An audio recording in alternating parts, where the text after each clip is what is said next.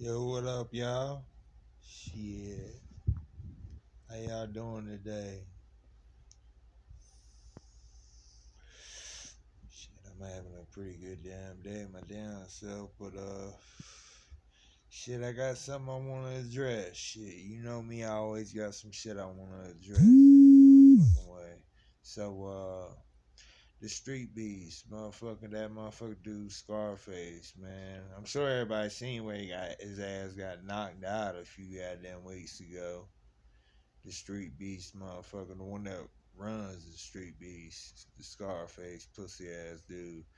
But any motherfucking way, he was up on there on his last video talking and shit. You could tell the motherfuckers on pain pills because how raspy his voice is and shit, you know?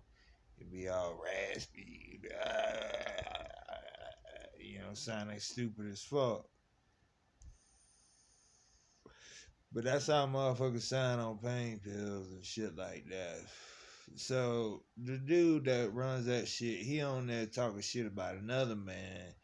But yeah, he out here procrastinating because he all staying all fucked up on pills and goddamn meth and all that bullshit. So that street beef motherfucker Scarface, man, that dude's a fucking whack ass motherfucker, man.